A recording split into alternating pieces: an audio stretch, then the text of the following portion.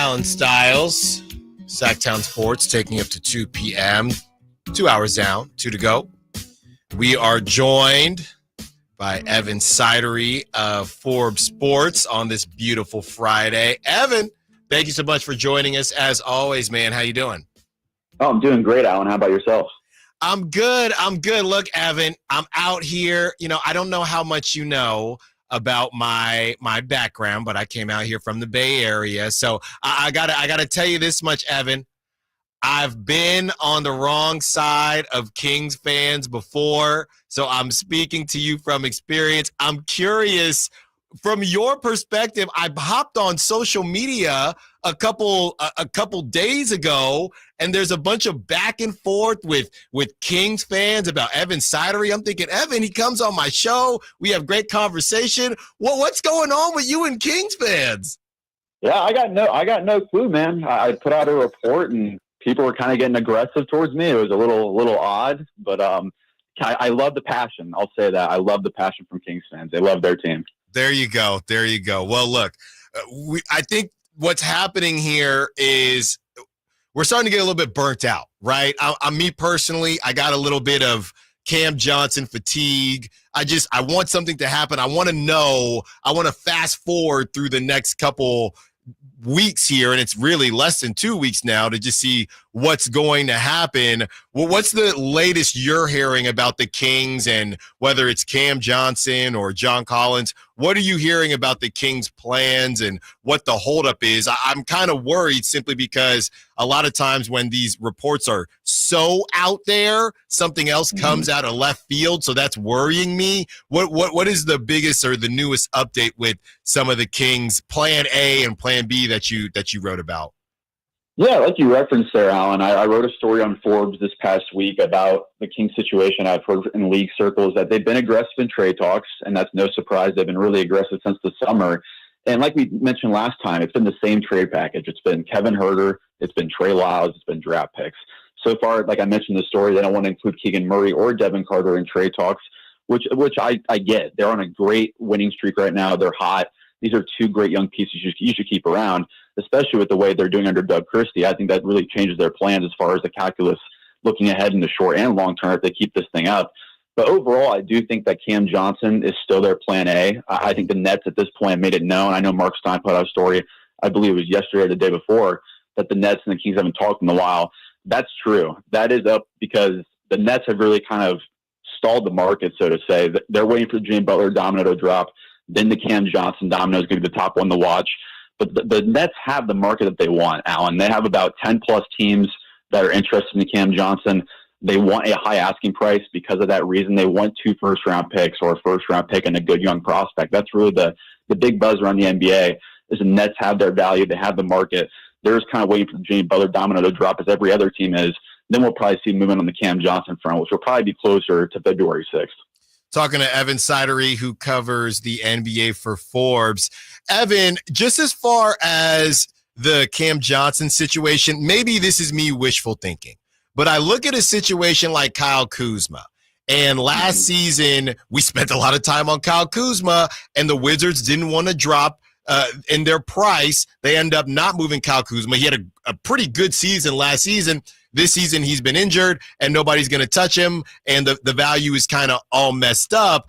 In my mind, I'm thinking, Nets, you got to walk away from the table while you're hot here, and maybe they will. Is there any possibility that the Nets are the ones? And Cam Johnson, couple injuries, he's been a bit dinged up, never played more than 66 games in his career. Is it wishful thinking to think maybe the Nets do drop this price tag just to get away and get out of Dodge with something, just in case Cam Johnson either stops playing as well or gets dinged up again? Or is this Allen with purple lenses on?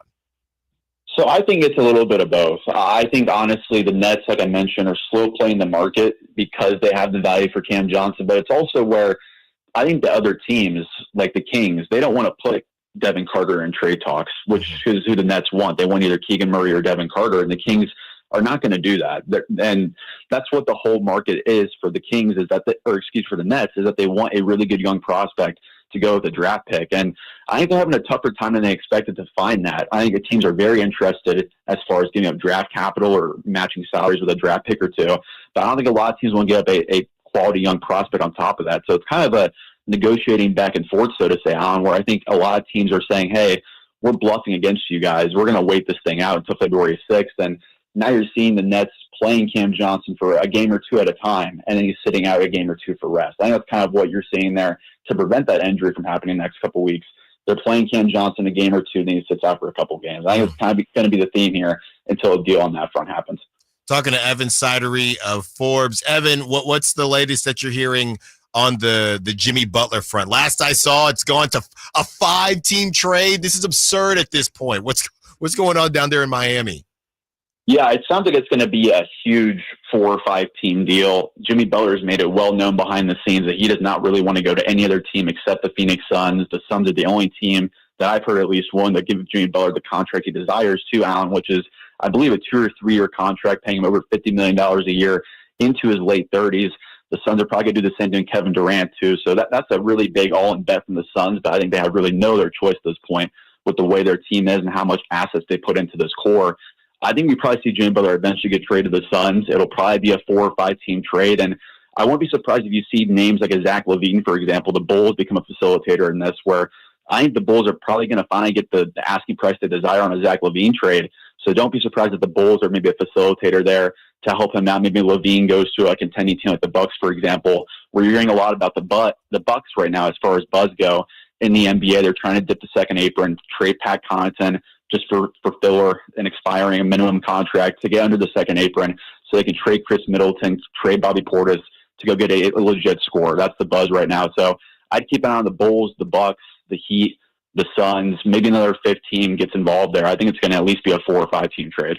Let's stay there with Bobby Portis, Evan, talking to Evan Sidery of Forbes Sports, because he's somebody that the Kings fans have talked a lot about. I love Bobby Portis, but his contract is almost too good for how good of a player he is, which has made the trade generators basically just malfunction. What type of package? We saw the report come out today. What type of package or what are the Bucks looking for? We can try to bring it back to the Kings if we want. The only thing I could think of is maybe a DeMar DeRozan, and the way DeMar's playing right now, I don't think the Kings would even want to move him. But yeah, what exactly are the Bucks looking for? It's Middleton and Portis for another star? What are they looking for?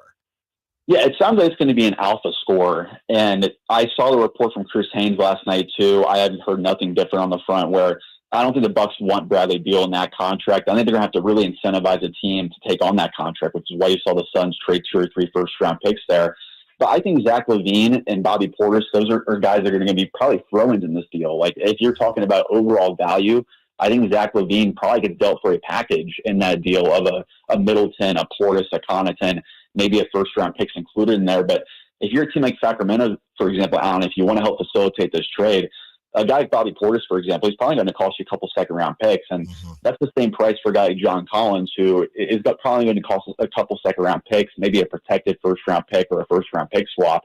That's kind of the market for bigs right now, Allen, is going to be a couple second-round picks, some salary filler. I know Utah probably wants a good young prospect for John Collins, too, but I think they're just going to be willing to take on some second-round picks and some draft capital there. So guys like Portis, guys like John Collins, those would be second-round draft capital, probably multiple second-round picks there.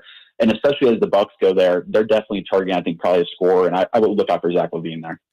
Jonas Valanciunas, that is a name where out here in Sacramento, where you have Domantas Sabonis, who plays so many minutes, right? People kind of want a version of somebody who is better than the backup centers that the Kings currently have, but maybe Valanciunas is too good. What are you hearing from Jonas Valanciunas? Any interest from the Kings, or is it just, I think I saw the Lakers and the Warriors, teams like that are interested in the current Wizard? Yeah, I believe the Kings did check in a while ago on Jonas Valanciunas. It's been a little bit of time, but it does make a lot of sense there if they do want to circle back around there before the deadline.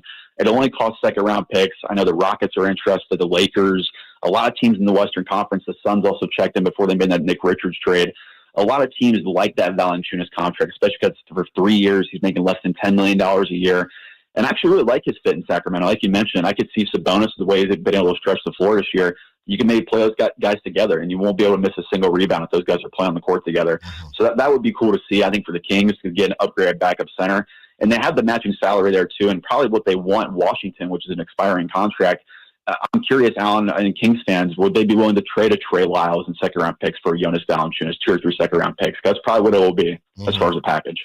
Talking to Evan Sidery of Forbes. As far as when some of these moves will happen, Evan, we saw Dennis Schroeder go to the Warriors pretty early, and that hasn't worked out. We saw Dorian Finney-Smith go to the Lakers, and that hasn't necessarily been a home run, even though the Lakers have been playing better. Are we going to have to wait until, there's 2 hours left in the trade deadline? Is anything going to happen before the actual trade deadline in less than 2 weeks, or do we have to wait until we're right up against it? I think, unfortunately, Alan, we're just all going to have to wait till the Jimmy Butler situation gets resolved. And that could be the day of the deadline. That could be tomorrow. That could be tonight. It could be a week from now.